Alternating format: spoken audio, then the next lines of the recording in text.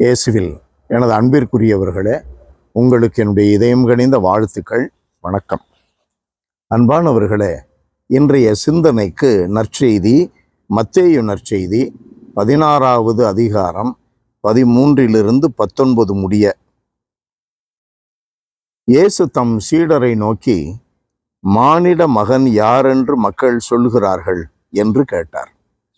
அதற்கு அவர்கள், சிலர் திருமுழுக்கு யோவான் எனவும், வேறு சிலர் எலியா எனவும், மற்றும் சிலர் எரேமியா அல்லது பிற இறைவாக்கினருள் ஒருவர் என்றும் சொல்கின்றனர் என்றார்கள்.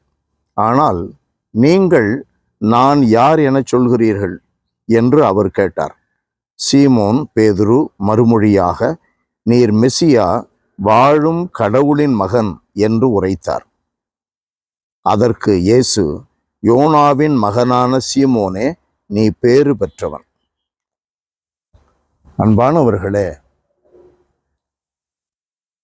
ஆண்டவர் இயேசு நடக்கப் போவதை குறித்து பேசினார். நடந்துள்ள பல காரியங்களை குறித்து சொன்னார். அனைத்தும் தந்தை கடவுளின் பெயரால் உரைத்து கொண்டிருந்தார். ஆகையினால் அவரை இறைவாக்கினராக மட்டும் கண்டார்கள். கடவுள் பெயரால், இறைவன் பெயரால் பேசியவராக கண்டார்கள். ஆனால் அது ஒரு கூறுதானே.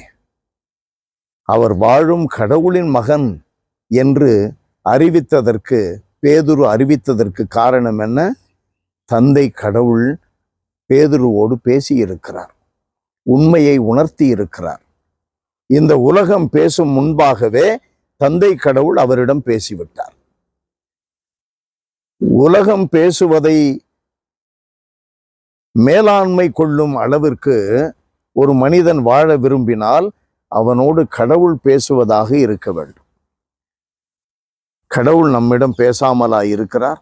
இயற்கை வழியாக பேசுகிறார், அயலார்கள் வழியாக பேசுகிறார், நம்முடைய பெற்றவர்கள், பெரியவர்கள், ஆசிரியர்கள், குருக்கள், கன்னியர்கள், ஆயர்கள், இவர்கள் வழியாக பேசுகிறார். இவர்களுக்கெல்லாம் நாம் கொடுக்கின்ற மதிப்பு என்ன?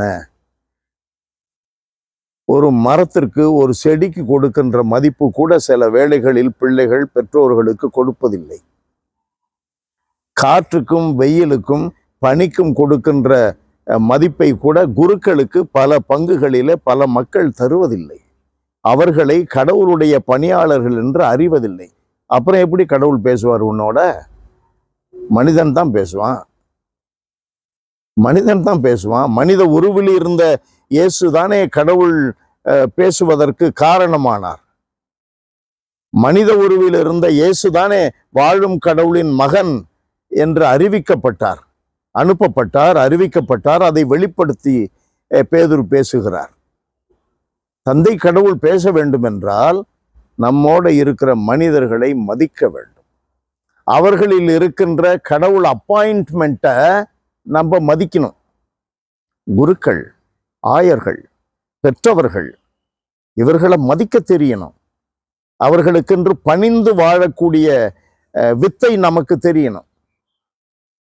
அவர்களில் கடவுளை காணுகின்ற அற்புத அதிசய இயல்பு திருமுழுக்கு வழியாக நமக்கு கிடைக்கிறது. அதை வெளிக்கொண்டு வரணும். சும்மா நம்ம படிச்சுட்டா போதுமா? ஏட்டுக்கல்வி வாழ்க்கைக்கு உதவாத ஐயா.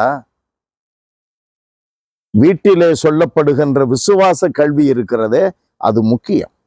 ஆலயத்திலே வழிபாட்டில் சொல்லி கொடுக்கக்கூடிய மறைவுரை வழியாக வரக்கூடிய தெய்வீக கல்வி இருக்கிறதே, அது முக்கியம். எல்லாம் வல்லவரே எங்கள் இறைவா, உம்மை போற்றி புகழுகிறோம், தாழ்மையோடு ஆராதிக்கிறோம். ஆண்டவரே, எங்கள் அன்றாட வாழ்க்கையில் எங்களோடு வாழுகின்றவர்களில் நீர் இருப்பதை நாங்கள் கண்டுணர்ந்து, அவர்கள் வழியாக நீர் பேசுகிறீர் என்ற உணர்வோடு செவிமடுத்து வாழ்ந்தால், நீர் எங்களோடு உண்மையில் அனைத்து சூழல்களிலும் பேசுவீர், உண்மைகளை அறிவிப்பீர், உண்மைகளை பற்றி கொள்ள எங்களுக்கு வாய்ப்பு உண்டு என்பதை நாங்கள் உணர்ந்து கொள்ள எங்களுக்கு அருளை தாரும். இயேசுவின் பெயரால் மன்றாடுகிறோம் தந்தையே. ஆமென், ஆமென்.